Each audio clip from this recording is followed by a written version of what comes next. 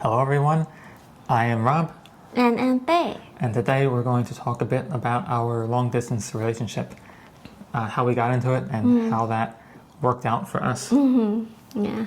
For those of you who don't know, we met here in California, and then I went back to Thailand, of course. So that's how our long distance relationship started. Yes. Like all together, during her time in California, that first time, we were only together for a total of 6 hours or so. Yeah. If you're interested in the details of that, then there's another video which we will link to. Yes. Those 6 hours were divided. Across a couple of days. Yeah. Yeah. But at the end of our time together, then we just exchanged our contact info so that we could stay in touch after you got back to Thailand. Yeah, like for me, because I had been to the US before and I kind of had some American friends, so I was expecting that he would ask for my phone number for WhatsApp, but I knew better. I knew that in Asia, Line is the major messaging app. yeah, platform. especially in Japan and Thailand.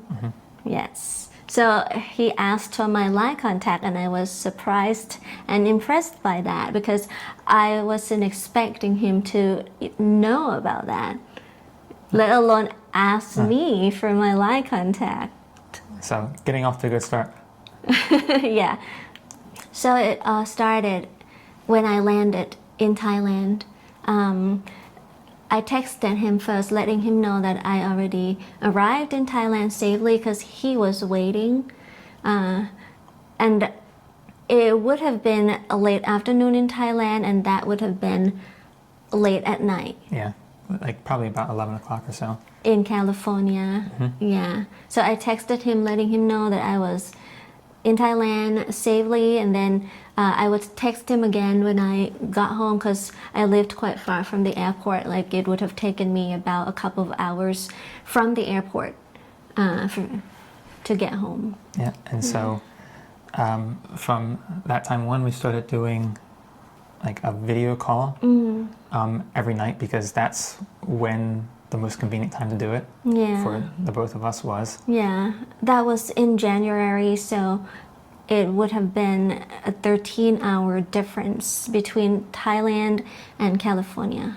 Yeah, and it just so happens that at that time you were available to talk in the morning. Yeah, because I was not working at the time. I had already planned on selling my house and finding a monastery to stay. Yeah, so she did not sell her house and come to the US just not because of him. me. No. Yeah. I'm not that special. It just happened at the right time. Yeah. Yeah. So we started doing a video call every single evening, at a minimum an hour. More often than not, it was between 2 and 4 hours. Yeah. At that time, I did not yet have a job, actually. I had just moved to California. I had gone back to the monastery. I think I was going to ordain again, changed my mind, didn't do it.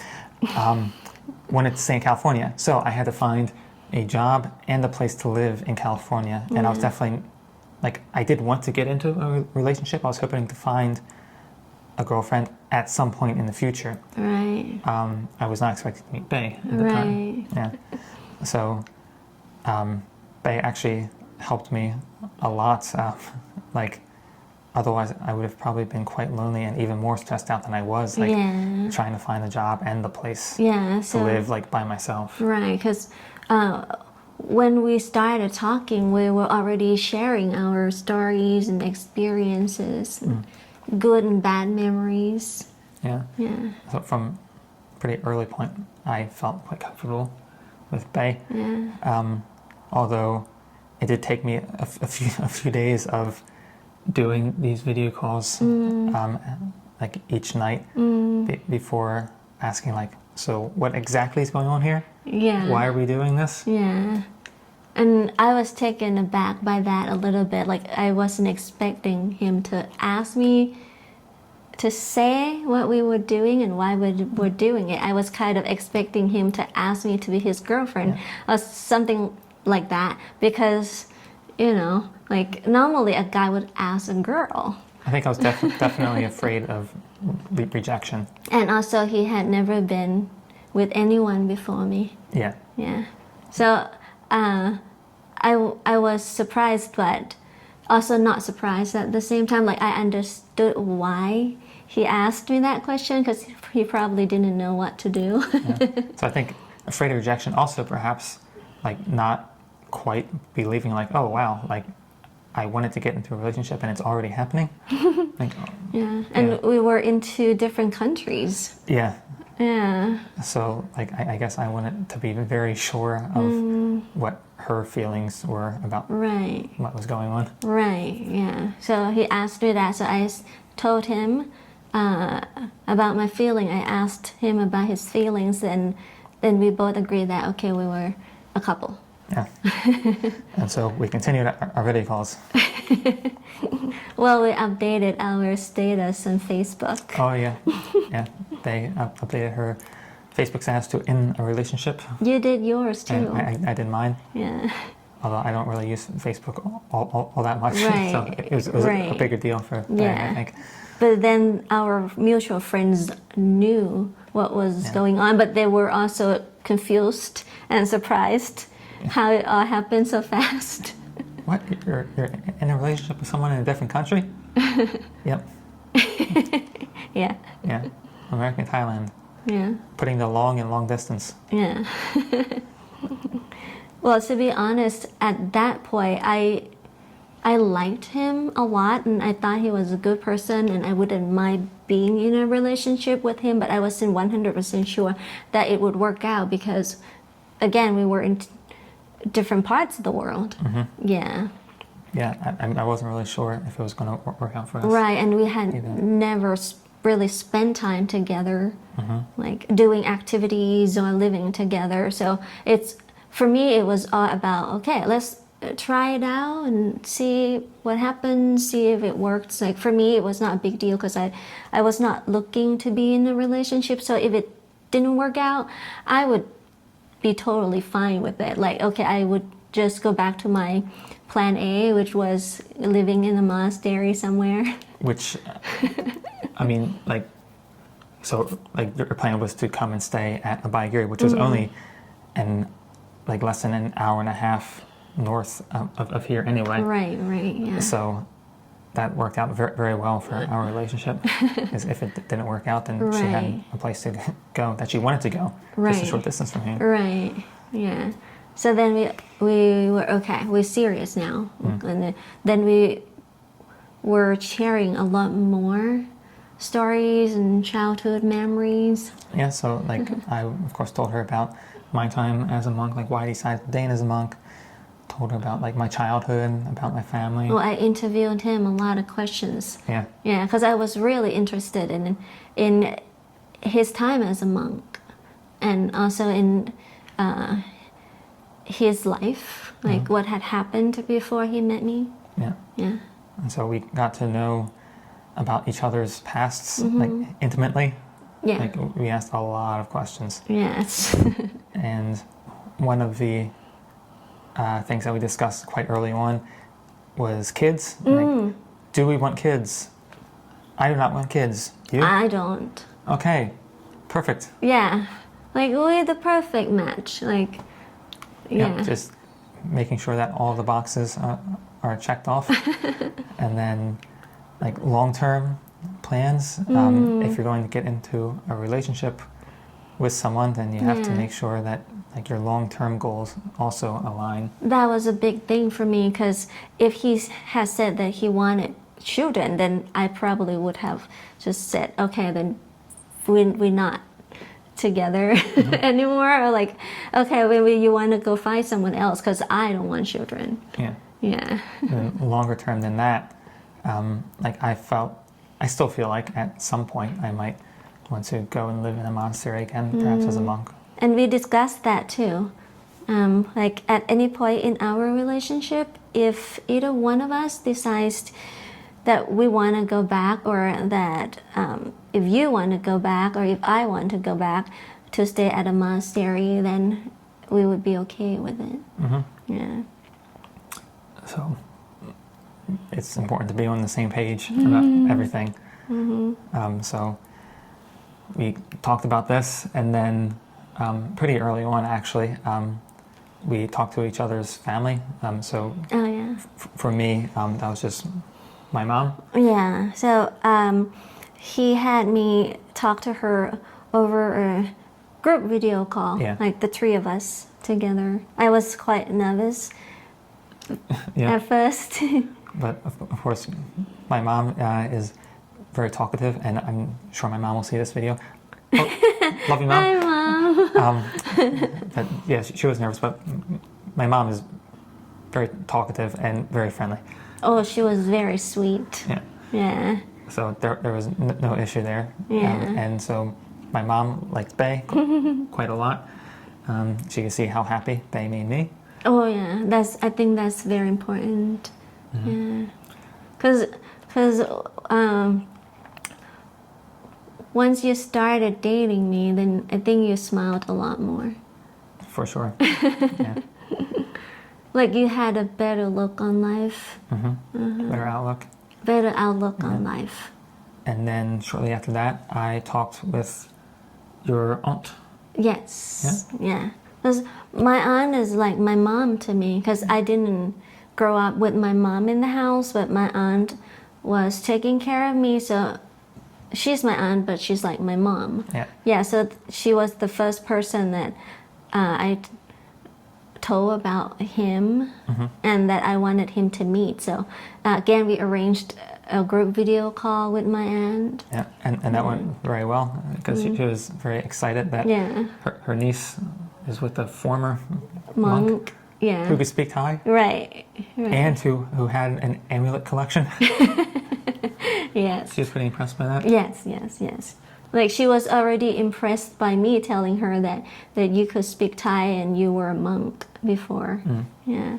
My amulet collection just put it over the top. Yeah. I was an extra cherry on top. Yeah. And then after that, then I had him talk with my cousin, which who I'm also very close with because we grew up together. Yeah. Like a sister. And my friend, my best friend. Yeah.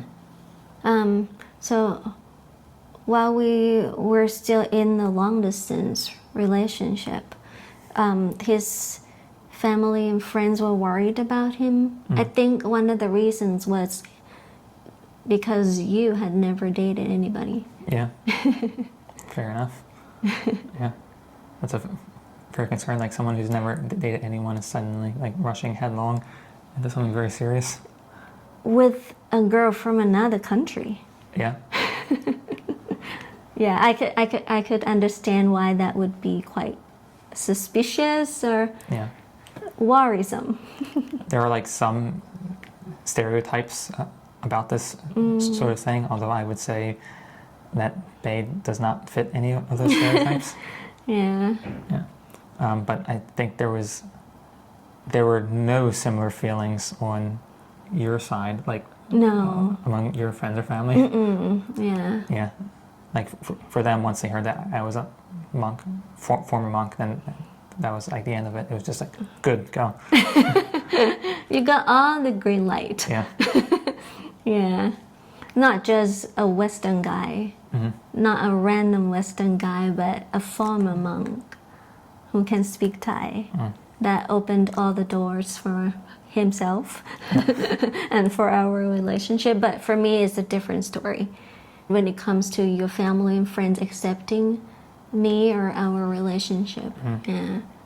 So after we had talked to each other long distance for about 2.5 months, then they decided to go ahead and buy a plane ticket because she had already sold her house, not specifically for the purpose of coming here and staying with me. Yeah, we have to keep emphasizing that. Okay. Yeah. But both so that people don't think we're crazy and perhaps for legal reasons. Right. as well. Right. Yeah. Okay, so... And that's a fact. Yes, Yeah. yeah. So you had your house sold and you were ready to either come here and have a relationship or go to the monastery if the relationship did not work out. Yep. Yeah. So we were in a long distance relationship for about 3 months. Yeah, almost 3 months. Yeah, something like that. That's it. It was not a long time for us. No. Yeah. But it was during a difficult time for you because you were looking for a job, looking for a place to stay. Yeah, getting your life going. Right. Yeah. So that was hard.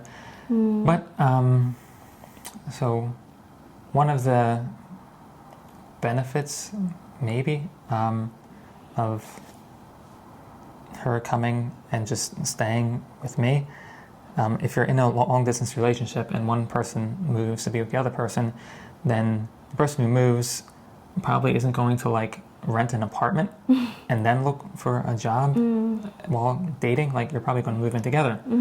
And so you're pretty much forced to be with each other, like, all the time. And so after all of these hours and hours and hours of talking and then being together full time for a few months, then that's kind of enough time to decide, like, are you really serious? Yeah. But even before I actually moved here to live with him, like, when I was still in Thailand, I had this confidence, like, this would work out.